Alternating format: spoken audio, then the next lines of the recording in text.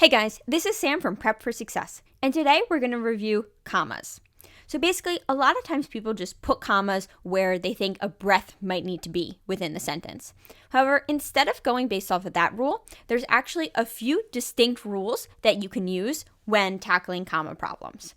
For example, the first rule is a comma must be between every item in a list. So a list means 3 or more items. So for example, in this first one, we have, you may choose chicken, pork, or beef for your meal. So here we have 3 things in a list. We have our first item is chicken. Our second item is pork. And our third item is beef. So considering we have 3 items, we're actually going to put a comma between all 3 of these items. So you're going to have to put a comma after chicken and after pork. And a lot of people ask, do we have to put a comma before the or any conjunction within the sentence? And in this case, that is called an Oxford comma, and we always would need to put a comma before the conjunction. Now our next example is, my meal consisted of meat and potatoes. So in this case, how many things do we have? We have meat, which is 1, and potatoes, which is our second. So considering we only have 2 things here, this is not considered a list, and we wouldn't need any punctuation because a list is 3 or more items. Now, number 3, we have, you may choose peas and carrots, asparagus, or corn. So now this one's a little bit confusing because we have an and as well as we have an or. However, the conjunction only goes between the last 2 items in the list. So this is the only conjunction that we have here that sets up this list. This and correlates to something else. So we know that since it's correlating with something else, what it's actually doing is it's conjoining the peas with the carrots. So that's actually one item. Peas and carrots are going to be in a bowl together, and that is one item that you can pick for dinner. Then you also can have asparagus, which is item 2, as well as you can have corn, which is our item 3.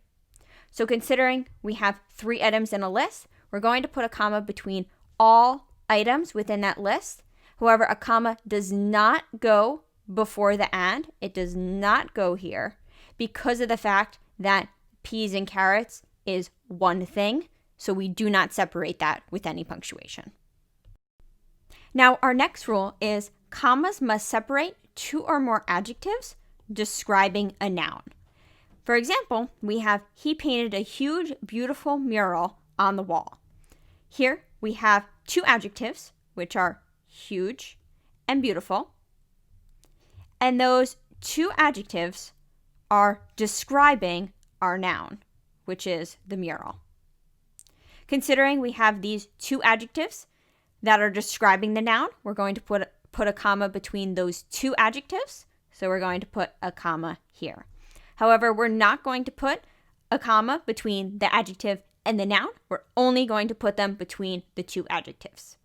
Now, in our next example, we have, he painted a huge, beautiful, detailed mural on the wall.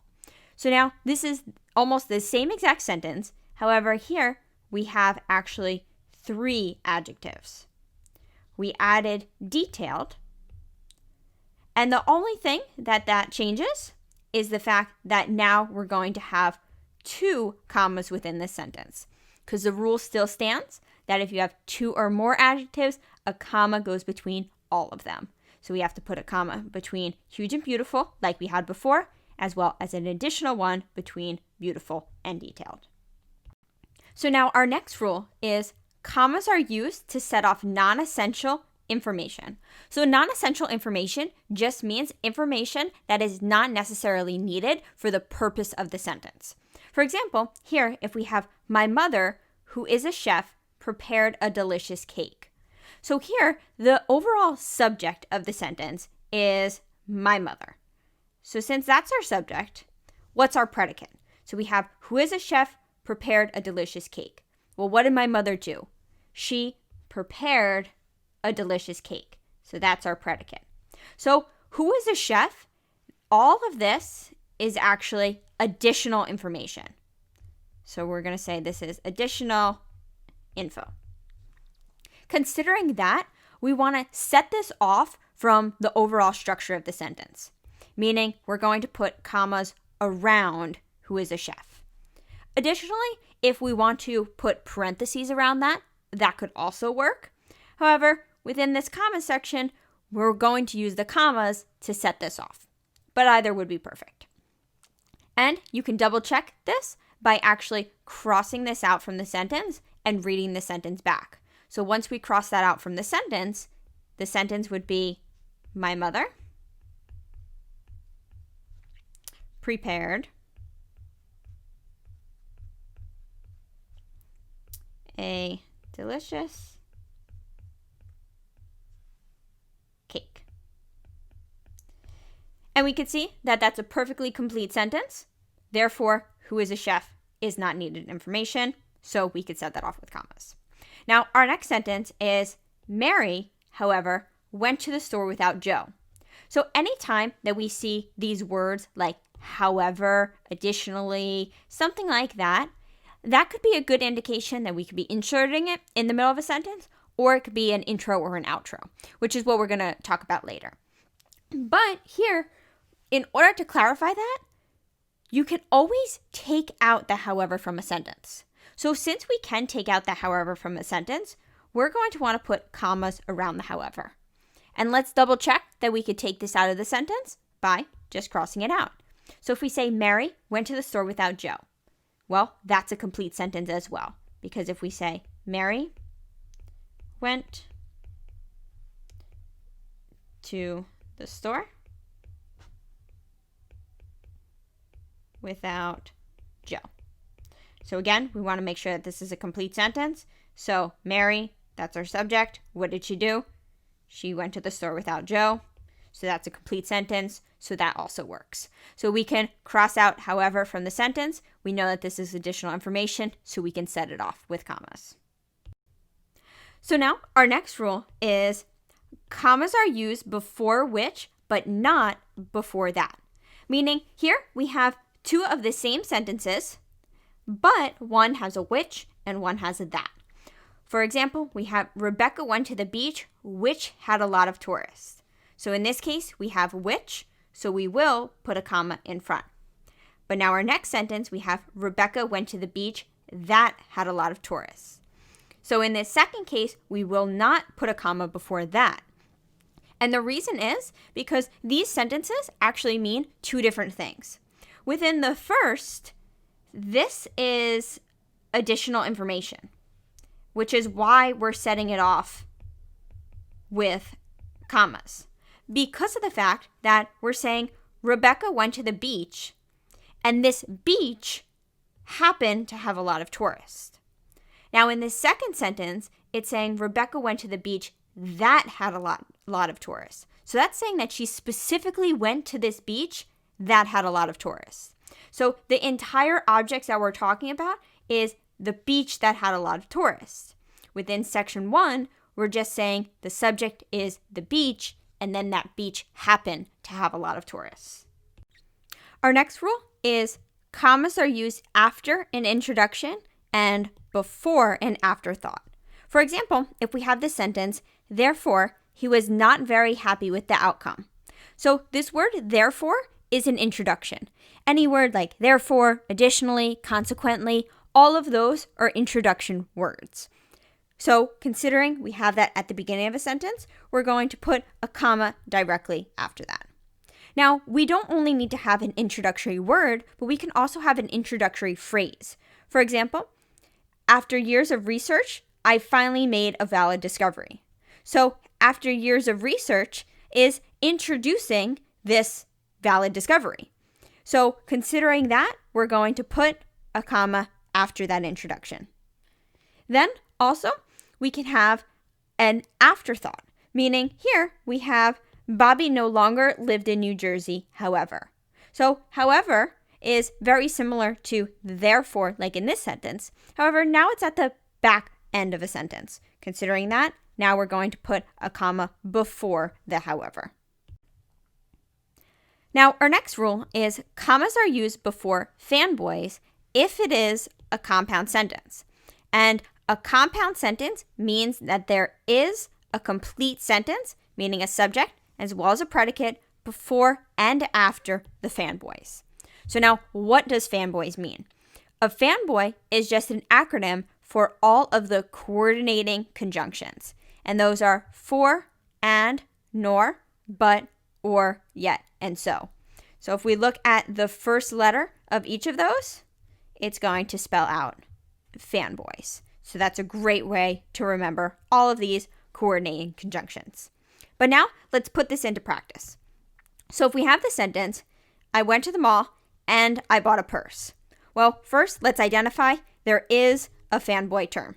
So we have our coordinating conjunction. Now, do we have a complete sentence on both sides of the coordinating conjunction? Well, here we have a subject, which is I. What did I do? Well, I went to the mall, so we have a predicate. So on the first half of the sentence, we do have a complete sentence. Now, after the and, we have a new subject, I, as well as what did I do? Well, I bought a purse, so that is going to be our predicate. So in this case, we have a subject and predicate on both sides of the coordinating conjunction. And the rule is, if it is a compound sentence, then a comma is necessary before the fanboy term. So in this case, we would put a comma before that and. Now, in the next case, we have, I went to the mall and bought a purse. So again, we do have one of those coordinating conjunctions. We have the and.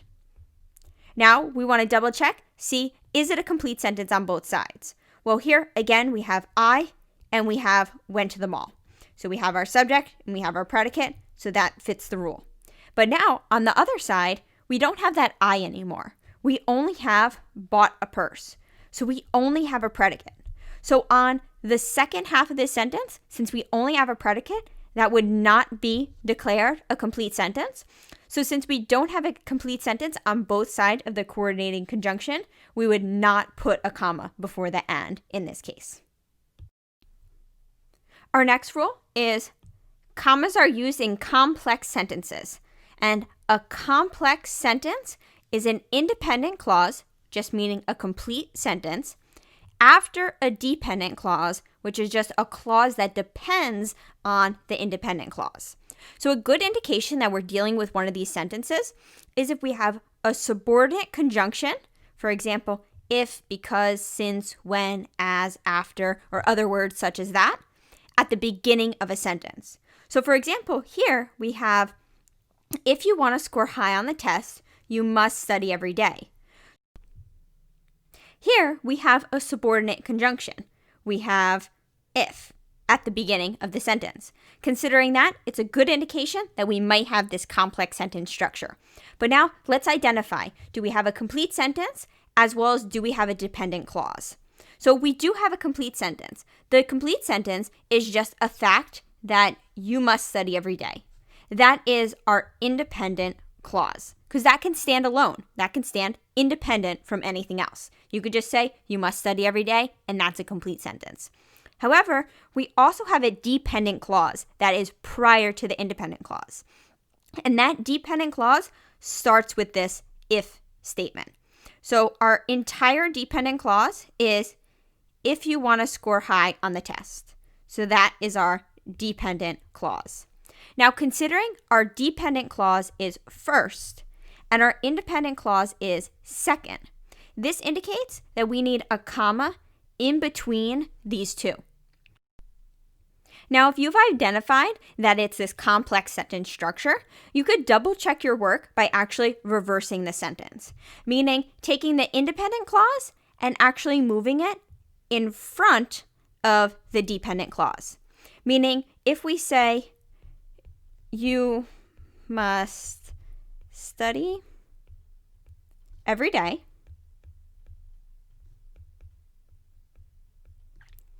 if you want to